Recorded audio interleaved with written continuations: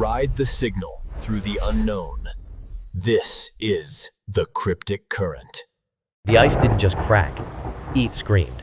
A sound like 1,000 bones breaking all at once. And in that frozen shriek, a man's consciousness returned. Not to warmth, not to light, but to a suffocating, perfect, blue prison. His lungs burned with a cold so deep it felt like fire. Each breath a ragged, shallow gasp that tasted of iron and ancient frost. He tried to move, but his body was encased.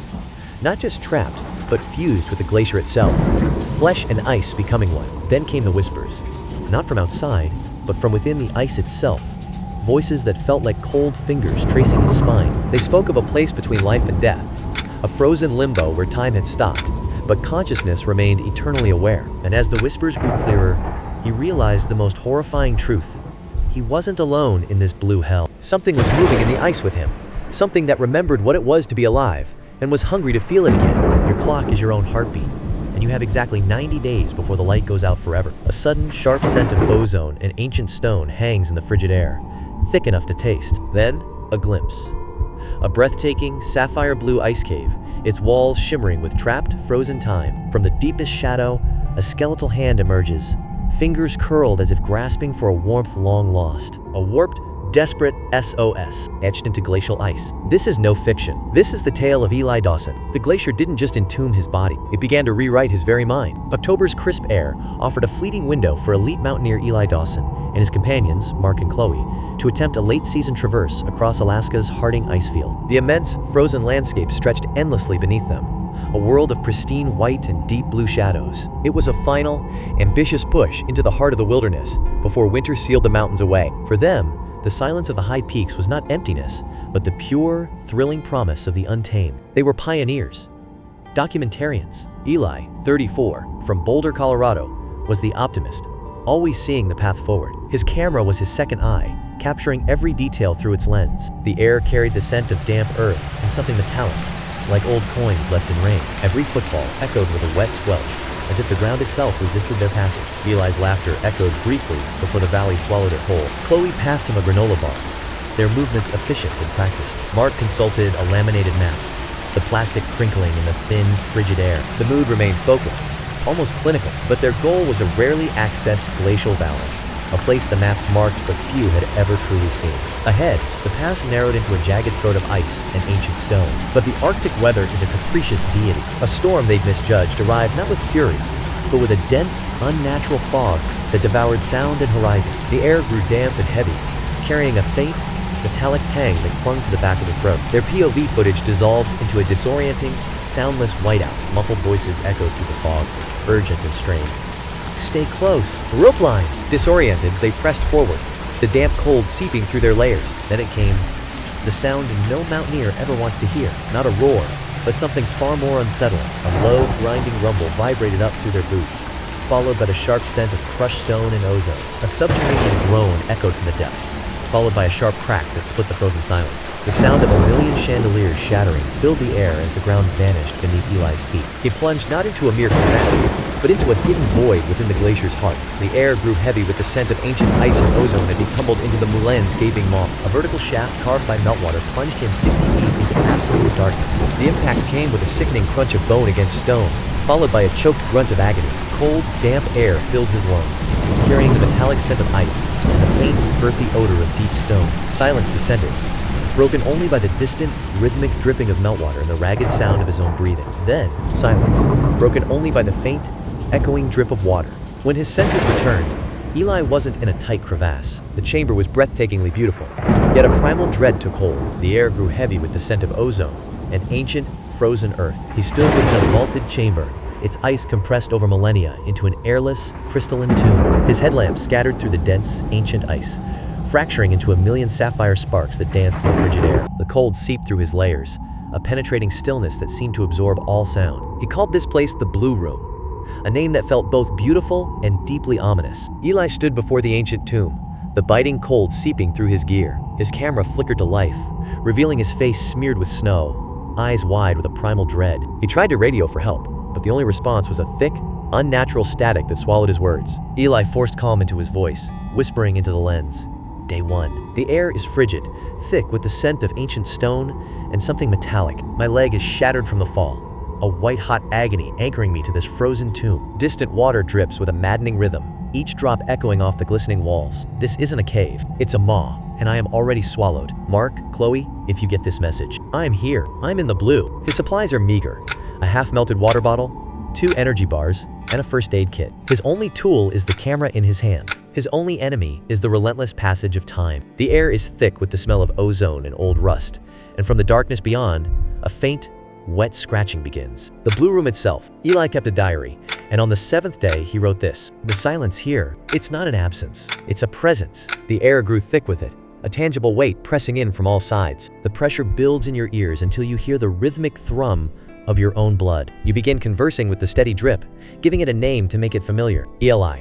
The rations are finished. I ate the last wrapper. The air is thick with the scent of old dust and a faint, metallic tang. The meltwater's faint trickle was his only anchor to reality. Now, time measured itself in the slow, azure throb behind his closed eyelids. This was the moment his physical ordeal warped into a psychological mutation.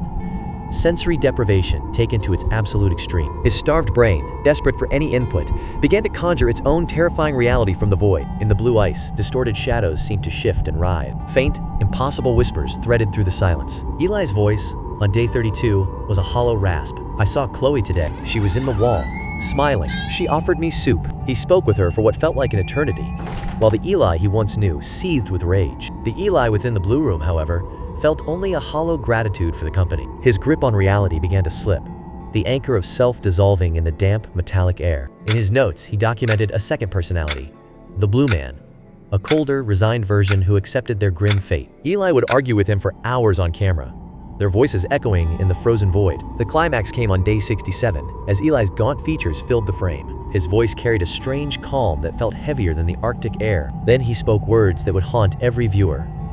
"The Blue Man says we've always been here." On day 75, a miracle and a horror. A section of the wall, weakened by his body heat and breath, collapsed. It revealed not a way out, but a deeper chamber. A cold, damp draft seeped out, carrying a faint metallic scent. The camera descended into a smaller, darker blue room. The lens shook violently, struggling to focus on the objects below. Next to it sat a rusted tin, its surface mottled with corrosion. The scent of stale earth and oxidized metal hung in the frigid air. From another century, Eli, on camera, whispers with a voice frayed by terror.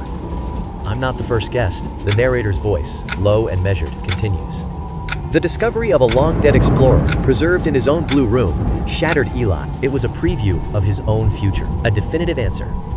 "No one is coming." Eli screams, a raw, guttural sound that echoes madly in the chamber, then collapses into silent, heaving sobs. This was the breaking point. The Eli from Boulder finally died, and the Blue Man took full control. The next diary entries are calm, detached. He methodically arranges his few items. He addresses the long-dead explorer, as if sharing quarters. Eli.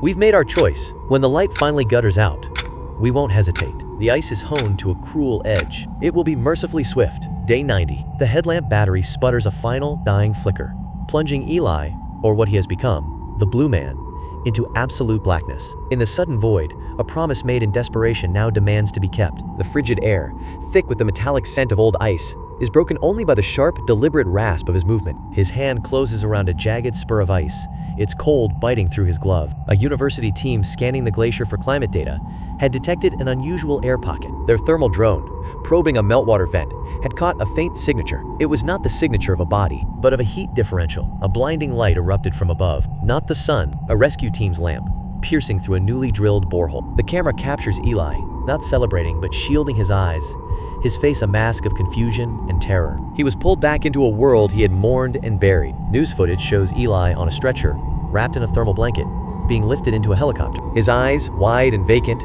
stared out at the vast white world beyond the window, a world he no longer recognized. Physically, he recovered. The leg healed, but something else had been left behind in that cold, silent place. The malnutrition was treated, but some things couldn't be thawed. In a modern-day interview, Eli sits in a quiet, beige room, unnaturally still. The air carries the faint, metallic scent of old pipes and sterile disinfectant. His stillness isn't calm. It's the rigid, brittle quiet of something holding itself together. Eli. People say I survived. I didn't. Someone else came back. The blue room. It's still in here. When the quiet stretches too far, the walls begin their slow return. A softer, hungrier blue bleeds into the plaster. The color of a silent sky. The hue of a stagnant lake. To him, it holds no beauty. It is a shade that feasts on stillness. This is why he cannot rest when the lights go out. Estranged from Mark and Chloe, each burdened by their own silent guilt, he finds ordinary existence to be a sharp, high-definition hallucination. A psychologist's report labeled it a fundamental perceptual schism. In the most literal sense, he is allergic to the modern world.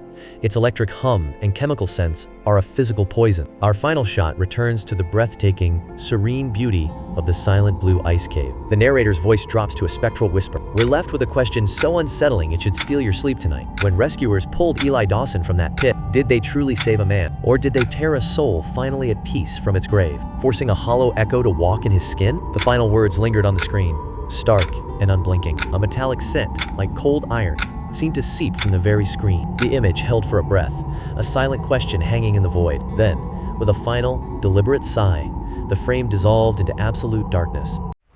If the signal hooked you, subscribe and catch the next ripple.